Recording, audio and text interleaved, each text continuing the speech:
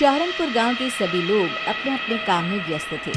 कोई खेतों में काम कर रहा था तो कोई अपनी गाय भैंसों को चारा दे रहा था। कुछ बच्चे गांव की नदी के पास गेंद से खेल रहे थे। खेलते खेलते तभी सोनू के हाथ से गेंद नदी में गिर जाती है।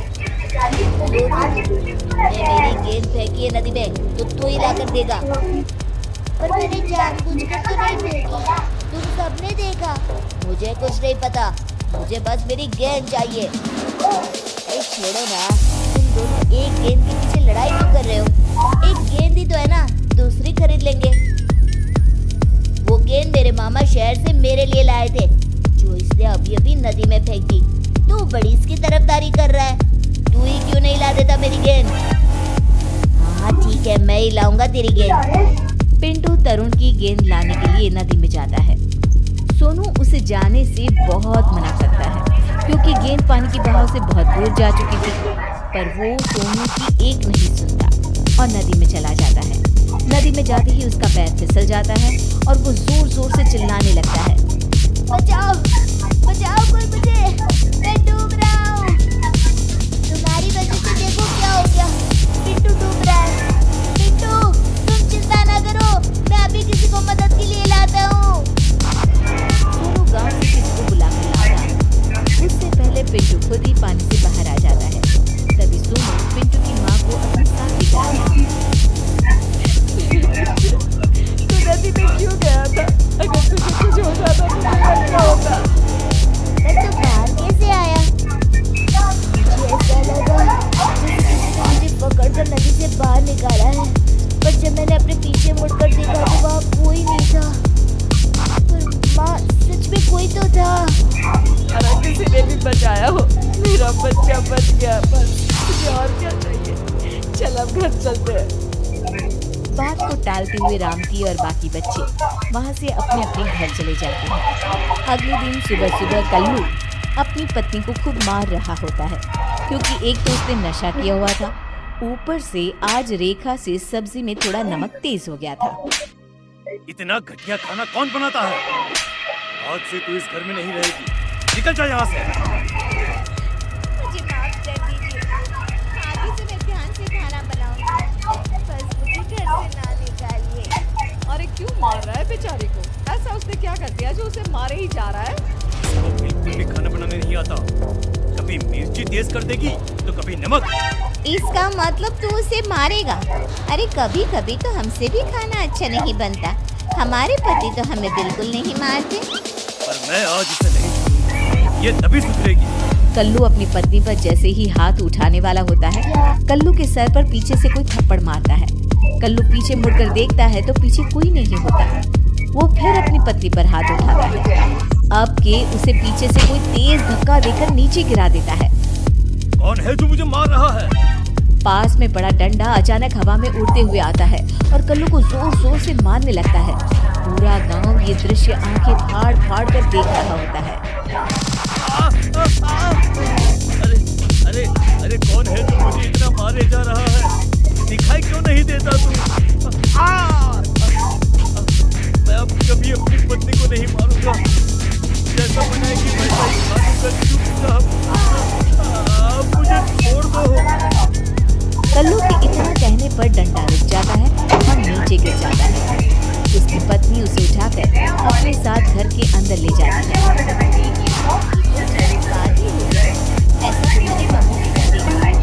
आखिर ये कैसे हो सकता है? सामने कोई दिखाई नहीं पड़ रहा था और डंडा अपने आप कल्लू को पीछे जा रहा था। कुछ भी हो भीमा भाई, जो हुआ बहुत अच्छा हुआ। गांव के सभी लोग वहां से चले तो जाते हैं, पर रोज गांव में ऐसी ही घटना होने लगी जिसमें गांव वालों को शक होता है कि कोई तो है पर दिखाई नहीं देता वो। कुछ दिन बाद मनोरमा के झोपड़े में अचानक आग लग जाती है।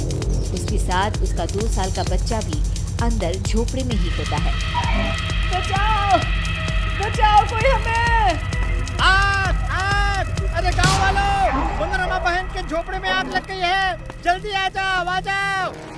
अगर इस आग को जल्दी से नहीं बुझाया तो मनोरमा और उसका बच्चा इसी आग में जलकर मर जाएंगे। उसका पति भी घर पर नहीं है, अरे वो तो खेत पर है। बातें बनाना बंद करो और जल्दी से इस आग को बुझाओ, जल्दी करो। आग इतनी तेज थी कि काबू में नहीं आ रही थी। हे भगवान बचा ले, अब तेरा ही सहारा है, मेरे बच्चे को बचा ले। तभी एक जोर का झोंका आता है आंधी का। धूल भरी, उसमें ढेर सारी रेत और मिट्टी। गांव वाले अपनी अपनी आंखें बंद कर लेते हैं क्योंकि आंधी में उन्हें कुछ भी दिखाई नहीं पड़ रहा है। तभी वो धूल भरा झोंका मनोरमा के झोपड़े से टकराता है। मिट्टी और रेत की वजह से आग बुझ जाती है और मनोरमा अपने बच्चे को लेकर बाहर आ जाती है। ये तो चमत्कार ही हो गया। एक पल में आंधी आई और आग बुझाकर चली गई। ऐसा लग रहा है जैसे जानबूझकर किसी ने वो आग बुझाई हो। कोई तो था जिसने मेरी और मेरे बच्चे की जान बचाई, पर वो दिखाई नहीं दिया। ये हमारे गांव में क्या हो रहा है? कोई तो है पर वो हमें दिखाई क्यों नहीं देता? काकी ने बिल्कुल सही कहा। इस गांव में कभी भी कोई मुसीबत हो तो वो तुरंत आकर उसे बचा लेता है, पर कभी किसी ने उसे देखा नहीं, बस महसूस किया है। मैं तो कहता हूँ क्यों ना हम सब मंदिर के पंडित के पास चले।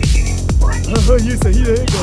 वो पंडित जी बहुत पहुंचे हुए पंडित हैं, वो जरूर बताएंगे इसके बारे में। फिर सभी गांव वाले मिलकर मंदिर जाते हैं पंडित से मिले। अरे भी क्या हुआ? आज पूरा गांव मंदिर में कैसे? जरूर कोई बात है।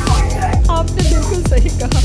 हम सब आपसे उसके बारे में ही पूछने आए हैं, जो गांव में है तो सही पर दिखाई नहीं देता। पर हम सबको पूरा विश्वास है कोई तो है जो सबकी इतनी मदद करता है। तभी मंदिर में जोर से घंटी बजती है। सभी गांव वाले घंटी की तरफ देखते हैं पर वहाँ कोई नहीं होता। जो मैं देख सकता हूँ वो आप सब नहीं देख पा रहे। वो घंटी किसने बजा ये सोच रहे हैं ना? हाँ पंडित जी, फिर वही कोई दिखाई क्यों नहीं देता? आपको तो सब दिखाई दे रहा है, तो बताइए ना कौन है वो? कौन है? वो भूत है, उसी ने घंटी बजाई है और वो बिल्कुल मेरे सामने खड़ा है। भूत का नाम सुनते ही सभी हैरान रह जाते हैं। पंडित अपने लोटे से जल लेकर भूत के ऊपर डालता है। तभी वो भूत सभी को दिखाई देने लगता है। सभी उस भूत को देखकर डरने लगते हैं। इस भूत से तुम सबको डरने की कोई जरूरत नहीं। आगे की कहानी अब तुम ही बताओ इन सबको। हाँ, मैं हूँ वो जो कभी किसी के बच्चे को नदी से बचा रहा हूँ तो कभी किसी को आग से। वो सब मैंने ही किया है और ये सब मैं इसलिए कर रहा हूँ क्योंकि मुझे अपनी गलतियों पर बहुत पछतावा है। मैं वही चोर हूँ जो अक्सर गांव में चोरी किया करता था। मैंने बहुत से लोगों को लूटा था। ये सब उसी का प्रायश्चित है। मैं मर गया और भूत बन गया, फिर भी मुझे अपनी गलतियों का पछतावा होता रहा। एक दिन पंडित जी ने मुझे देखा और बोले, जिन घरों को तूने लूटा था उनकी रक्षा करना तेरा फर्ज बन गया।